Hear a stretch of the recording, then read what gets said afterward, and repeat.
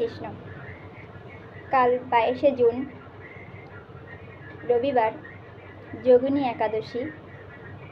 এই একাদশী সম্পর্কে বলা হয়েছে, যারা এই একাদশী ব্রত পালন করবে তারা 88,000 ব্রাহ্মণের অন্নদান ভোজনের ফলের সমতুল্য লাভ করবে। যদি কোনো কারণে কোনো ব্যক্তি এই যোগিনী একাদশী নাও করতে পারে, তবে তারা শুধু শ্রবণ করলে ভগবান শ্রীহরির বা মা লক্ষ্মীর উদ্দেশ্যে একটি প্রদীপ প্রজ্বলন করতে পারেন। এই একাদশী সুফল লাভ করা যায়।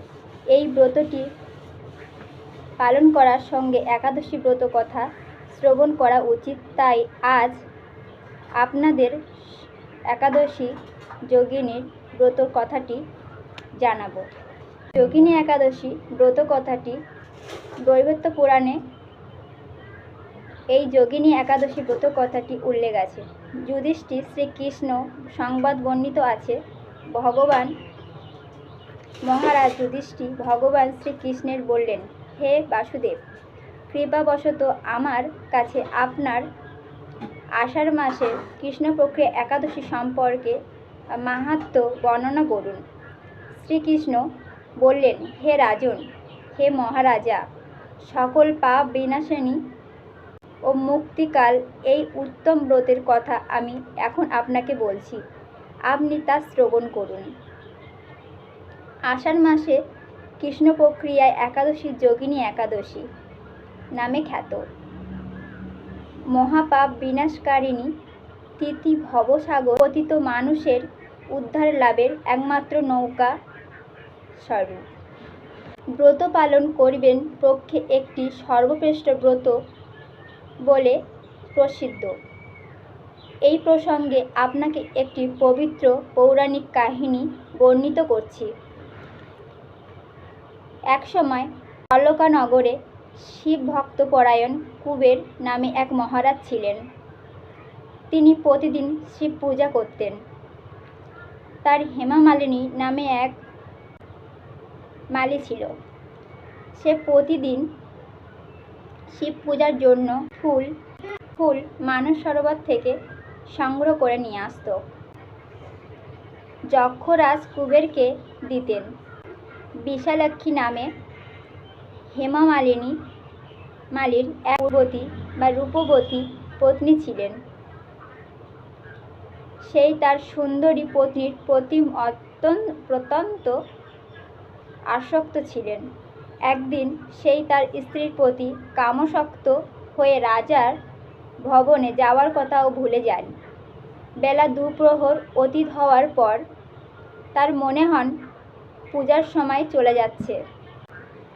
একদিন অর্চনার সময় চলে যাচ্ছেন দেখে রাজা ক্রুদ্ধ হলেন। মালির বিলম্বনের কারণ অনুসন্ধানের জন্য এক দূতকে তার কাছে পাঠালেন। দূত সব কিছু পর্যবেক্ষণ করলেন এবং মহারাজকে কুবেরকে গিয়ে বললেন। তার স্ত্রীর সাথে আনন্দে মত্ত দূতের কথা শুনে কুবেরের অত্যন্ত রেগে তখনই সামনে হাজির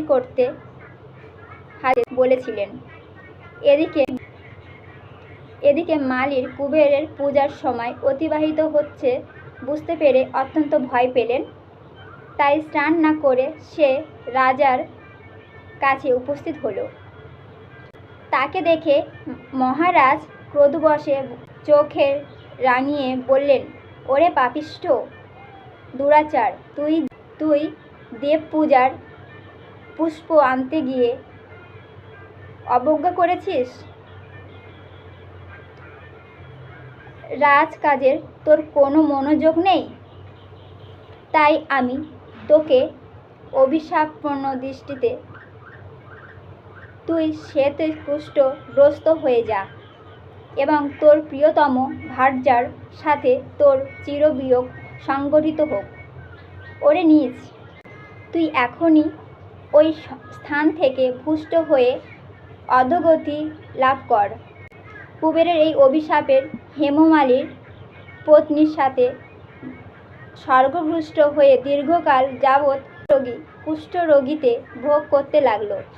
রোগের তীব্র যন্ত্রণার প্রতিদিন বেদনার সঙ্গে বহু কষ্টে যাপন করতে লাগলো। এমন কোনো দিন ছিল না যে সে আনন্দে তার দিন কাটত। দীর্ঘদিন মহাদেবের অর্চনায় ফুলের সংবরণে সংকৃত ফলে সে শাপগ্রস্ত হয়ে বৈকুণ্ঠের শ্রেষ্ঠ শিবের শিরণে স্মরণের হয়নি।